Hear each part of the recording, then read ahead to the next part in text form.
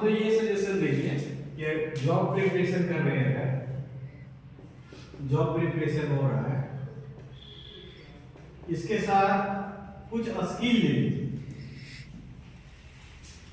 मतलब मेरा व्यक्तिगत सजेशन होगा, अगर चाहते हैं लेने के लिए तो ले लीजिए, बाद में क्या होगा इन फ्यूचर आपको बेनिफिट्स हो। बाद में जॉब प्रिपरेशन कर रहे हैं, जैसे मान के चलिए यूपीएससी कर रहे हैं, है ना, यूपीएससी में सिलेक्शन नहीं हुआ, ठीक है, या फिर जेपीएससी कर रहे हैं, सिलेक्शन नहीं हुआ, है ना, तो उसी के साथ जो स्किल्स कोर्स रहेंगे, जो स्किल्स आप लिए होंगे, आप इस सेक्टर में प्रवेश करके अच्छा कर सकते। मेरे ये सजेशन, क्योंकि जॉब जो होता है वो सीमित होता है ना, उसकी सीटें जो होती है वो सीमित होती है। जो इस वे में अपने आप को ढाल लेता है वो अचीव कर लेता है ना।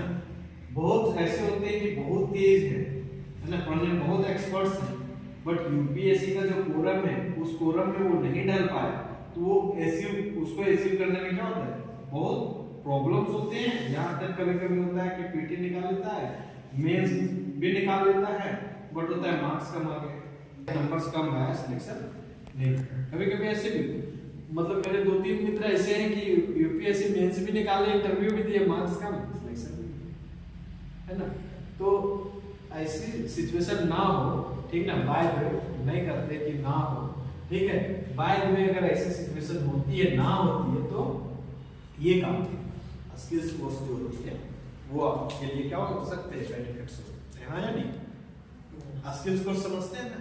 यस सर, समझते हैं। वो उसको भी साइड से, ये ज्यादा नहीं, आधा घंटा 1 घंटा, ताकि आप भी प्रिपेयर एकदम ठान लिए नहीं हम ये करना है, तो फिर इसमें रम जाइए पूरा, है ना। इसके लिए क्या कर सकते हैं आपको पता है, सिंपल सा, मैक्सिमम लोग को अभी देखते हैं कि मोबाइल्स का ज्यादा प्रयोग करते हैं पढ़ने,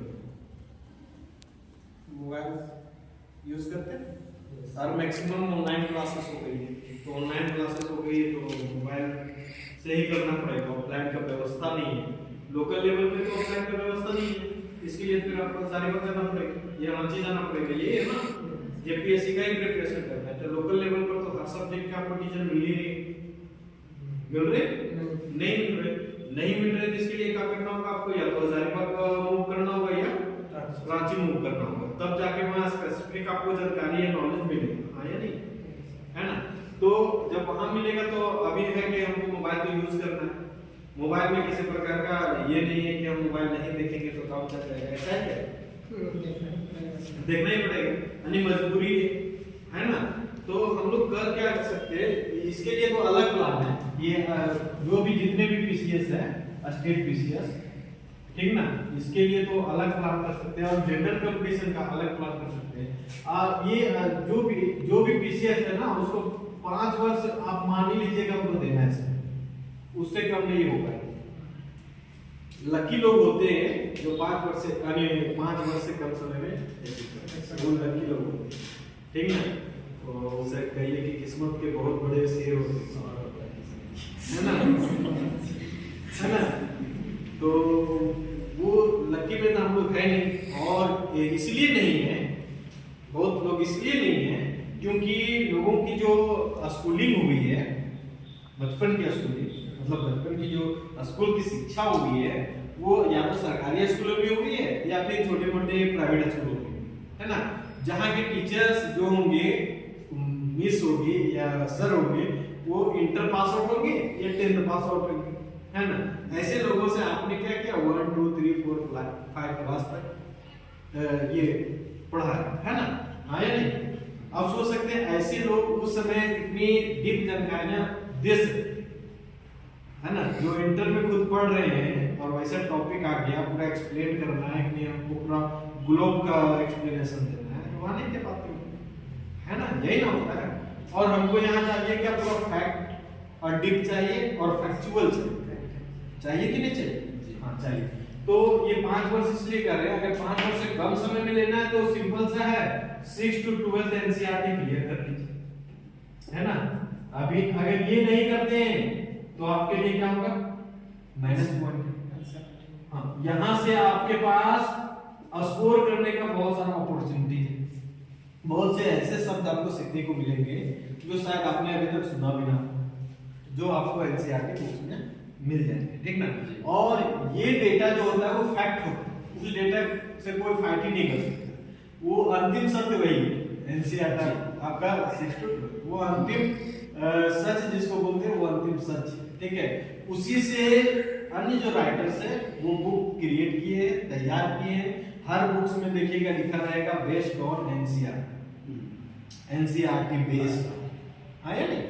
तो कहीं ना कहीं वो लोग कलेक्ट करते हैं, बस उसका जो मीटर्स होता है वो एक्सटेंड कर देते हैं। एक्सटेंड समझते हैं, हाँ, बढ़ा देते हैं, ठीक ना। उसकी जानकारियों को क्या करते हैं, बढ़ा देते हैं। इसलिए बढ़ा देते हैं तो आपको ब्रीफली समझ में, पूरी तरह से समझ में, है ना।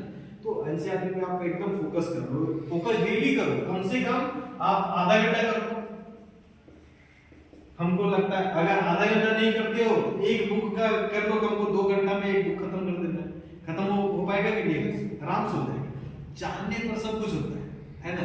कि हमको 2 घंटा देखना, एक ही बुक देखना, उसके अलावा कुछ देखना ही नहीं, ठीक ना। एक बुक देखिए प्रॉपर, उसमें हाँ, इसके लिए करो क्या, अगर मंगा लो ऑनलाइन तो आ ही जा रहा है एनसीईआरटी बुक्स में। ऑनलाइन बुक मंगा लो, इंग्लिश भी आता है हिंदी भी आता है, दोनों मीडियम आ जाते हैं, ऑनलाइन आ जाते हैं, ठीक ना। आप करो क्या ना कि एनसीईआरटी मंगा रहे हो, ठीक ना। इसके लिए आप एक कलम, ठीक है। लगता है कि नोट्स बनाने में मेरा समय जा रहा है, नोट्स नहीं बना पा रहे, तो क्या करो ना, 4-5 कलर का कलम ले, मतलब पेन ले, 4 या 5 कलर का आ जाता है। हाँ, 4 से 5 कलर का रंग का कलम ले लीजिए, एक हो गया। दूसरा हाइलाइटर समझते ना, ठीक ना। अब क्या कीजिए कि आप देख लीजिए कि हम जो अंडरलाइन कर रहे हैं, ठीक ना, जो भूमिका होता है उस टाइप का एक अंडरलाइन कीजिए। फिर देखिए कि उसमें ज्यादा इंपॉर्टेंस क्या हो सकता है, दूसरा रंग से आप अंडरलाइन कीजिए। फिर देखिए ज्यादा इंपॉर्टेंट क्या हो सकता है, उस तीसरा रंग से आप हाईलाइट कीजिए।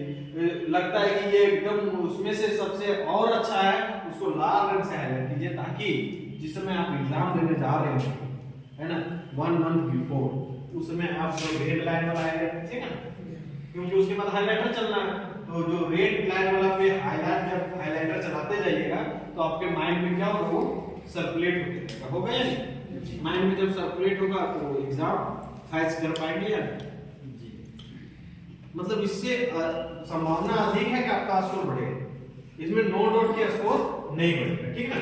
क्यों, क्योंकि पहली बार हमने क्या किया, एक कलर से हाईलाइट किया, दूसरी बार हमने क्या किया, दूसरे कलर से हाईलाइट किया। हाईलाइट करने के बाद वो तो हमारा स्टडी का सीक्वेंस तो बढ़ रहा है ना, बढ़ रहा है नहीं बढ़ रहा है जी, बढ़ रहा है। तो बढ़ रहा है, उससे क्या हो रही है, हमारी नॉलेज भी तो बढ़ रही है ना, बढ़ रही है या नहीं, बढ़। तो ये सीक्वेंस लगाइएगा तो आपका प्रॉपर वे में जो एनसीईआरटी का ज्ञान है, नॉलेज है, वो आपको बहुत जल्दी मिल जाएगा। क्लियर है, कोई दिक्कत। इसी प्रकार आप कर सकते हैं जो अन्य बुक्स जो पढ़ेंगे, अन्य बुक्स का मतलब जो उससे संबंधित हो, क्योंकि एनसीईआरटी में आपको वो सिर्फ फैक्ट चीजें मिल सकती है ना, बेसिक चीजें मिल सकती है, मूल जिसको बोलते हैं वो मूल मिल सकती है ना। पूरा विस्तृत में जाने के लिए अन्य बुक्स की आपको सहायता लेनी ही पड़ेगी। तो जो भी आप उसका हेल्प बुक लीजिएगा, उस हेल्प बुक में भी ये फॉलो कीजिए।